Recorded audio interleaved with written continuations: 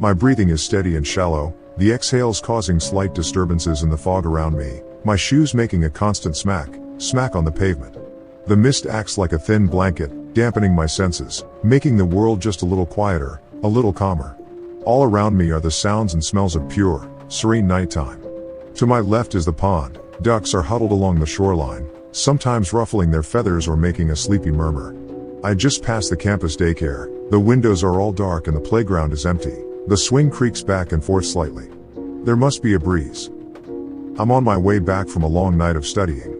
It's around 2 a.m. The cafeteria in the university hall is open all the time so students can study late for upcoming finals. I'm not much of a cram studier, so I'm way ahead and I don't have any exams for a few days.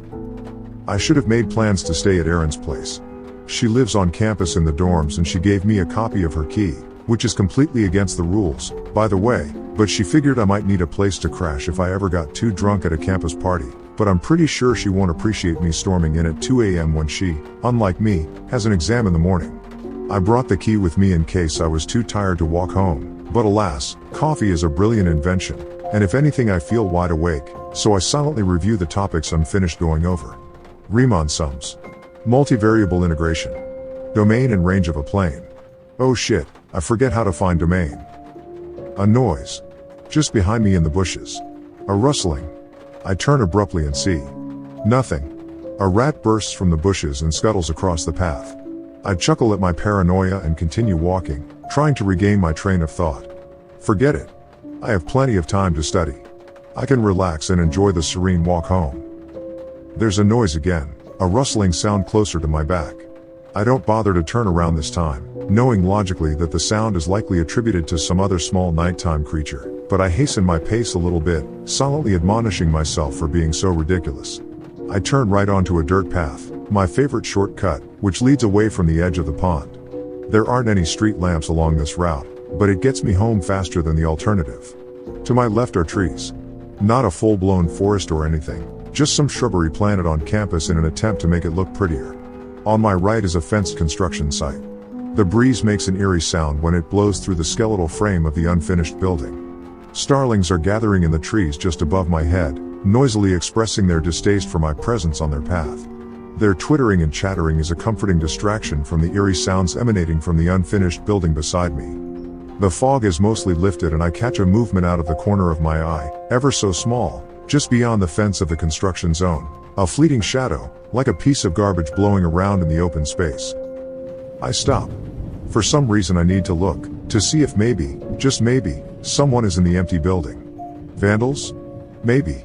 I squint and move closer, grasping onto the chain link in an attempt to see into the dim area behind the boundary, but I see nothing. I shake my head and release my hand from the fence, causing a shudder to go through the length of it. There. A figure. Sprinting between posts of the unfinished building. I know I saw it. But by the time I focus my eyes into the darkness, it has disappeared again. Then a figure, graceful and ghastly all at once, otherworldly in some ineffable way, steps out from behind a pile of dirt into the open middle of the site and stares at me. Without being able to discern eyes, or any features at all, I know the figure is looking at me.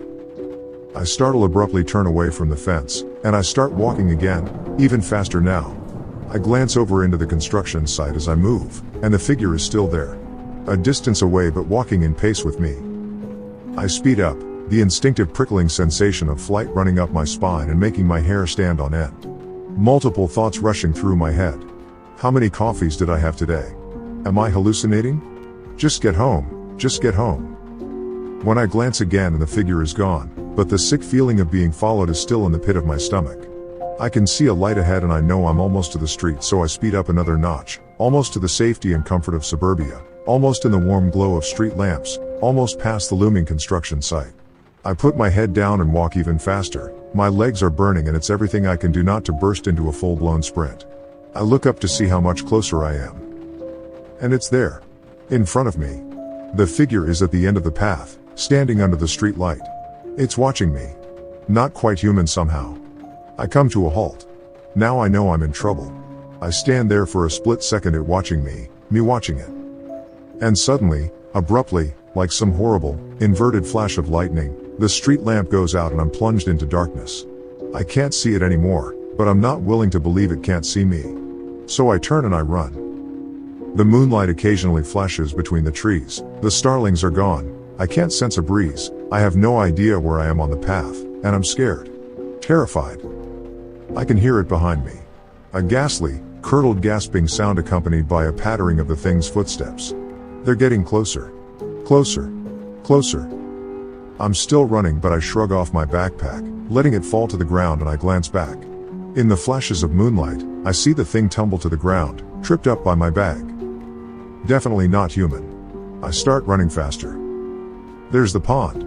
I can see it, just ahead, the moon reflected in the still water. I reach my turn and get an idea. I sprint in the direction of Aaron's dorm building. I can still hear the thing behind me, but it sounds further away now. I gained some distance when it tripped. I force my legs to go even faster. I'm panting and I can't feel my legs. I run back past the campus daycare, back past the cafeteria, and I burst into the courtyard of Aaron's building, sprinting towards the light above the solid, steel door, already digging in my pocket for the key. The key. Was it in my pocket? Or did I put it in my backpack? Shit, shit, shit, shit.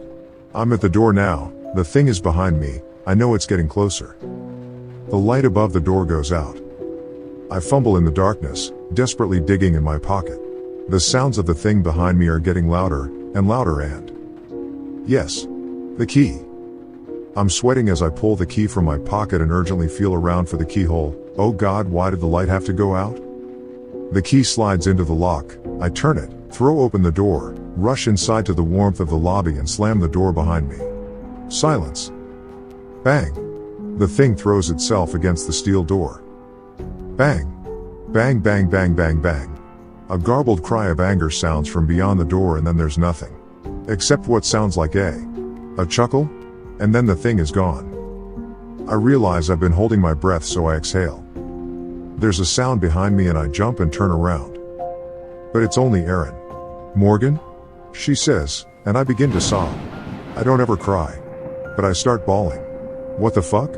Okay, whoa, what the hell is going on? I heard banging. It woke me up and, well, obviously my room is right here, so I came to see what happened. Are you okay? Why are you crying? Is it that jackass of a boyfriend? I swear to God if he hurt you or something. Now I'm laughing. Why am I laughing? This must be what shock feels like. I don't think you. I stop to sob and giggle. Erin looks at me like I'm completely insane. Believe me if I told you what just happened to me. I start to turn hysterical. Doors in the hallway open and sleepy students peek their heads out of their rooms to see what the racket is. What the fuck do you think you're looking at? Erin yells at them. Go the fuck back to bed.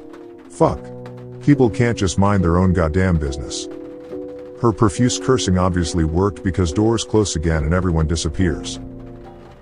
Okay, well, let's go into my room. My roommate is a psycho, so she'll probably have a shit fit, but I honestly don't give a fuck at this point. Since when do you cry? Okay, just get in here. She leads a hysterical me into her room, and sure enough, her roommate, I think her name is Sue, gives us a dirty look and makes a show of jabbing her earbuds in and turning her iPod on loud, then rolling over and yanking the covers over her head. Erin rolls her eyes and flops down on her bed, crossing her legs. You want to tell me what the hell is going on then, Em? It better be good. Sometime later, in the early hours of the morning following a long, incredulous lecture from Erin about the effects of staying up too late, plus a tangent lecture about how she, unlike some people, has an exam to write in a few hours, she banishes me to her dorm room floor with a blanket and a rolled-up hoodie for a pillow and demands that I go to sleep. Still convinced I hadn't imagined the horror of the night, I grudgingly close my eyes, but flashes of the thing's face dart across my eyelids and I realize that attempting sleep is futile. My phone had also been in my pocket rather than in my backpack, along with Erin's key. I pick it up and seriously consider, for about half a second, calling the police. But what would I tell them? The key, shit. What did I do with it? I feel around in the dark, but I can't remember where I put it in the flurry of action after I made it safely into the building.